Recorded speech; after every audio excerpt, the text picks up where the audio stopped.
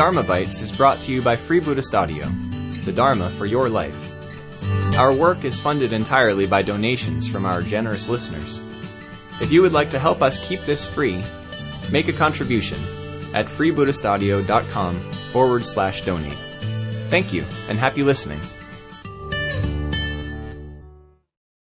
Okay, so originally when I was given my brief for this talk, I think the idea was to talk about these verses, but it was also to talk about forgiveness. So I'm going to kind of talk about that, but really I think what this talk about is about happiness.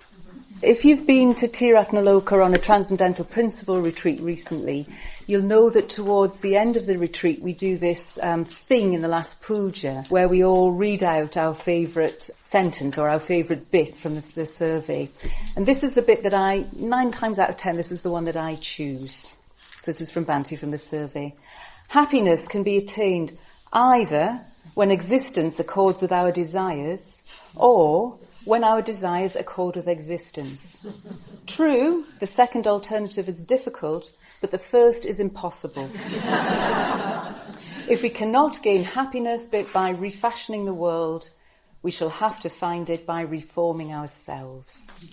So I think this was a very major motivator for me when I decided to learn to meditate. That's how I first came in contact with the movement.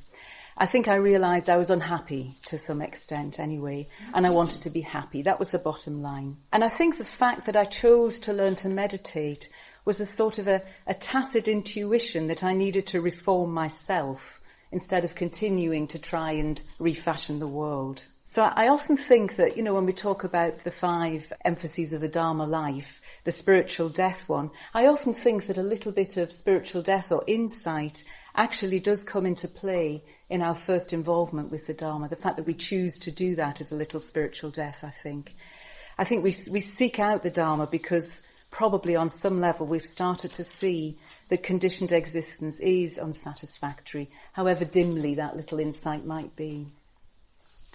And of course, refashioning the world doesn't mean necessarily refashioning the physical world or the organic world or whatever. It tends to mean refashioning other people, doesn't it?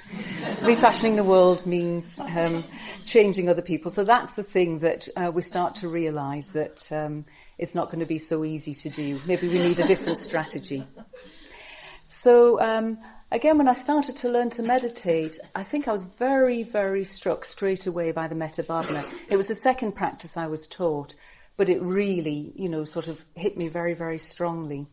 And I always had someone to put in the 4th stage.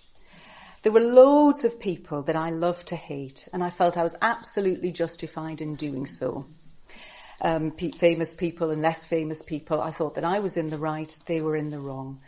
But at the same time, I think I did understand, again, just sort of dimly, intuitively, that hating them was making me unhappy.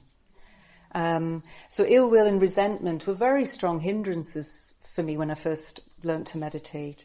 And certainly when I first went on the GFR retreats at Tiratnaloka, I remember once I started to get a handle on the 10 precepts and we were starting to do confession. It was always the 9th precept. It was always the hatred one, the ill will one that came up. Everything seemed to boil down to that.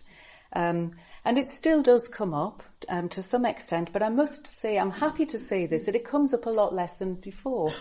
It's actually dwindled to some extent. So, the Dharma works, I suppose. I'm not saying I'm completely over it, by the way, but I do feel happier as a result of feeling less ill will and resentment. We hope you enjoyed today's Dharma Bite. Please help us keep this free. Make a contribution at freebuddhistaudio.com/donate. And thank you.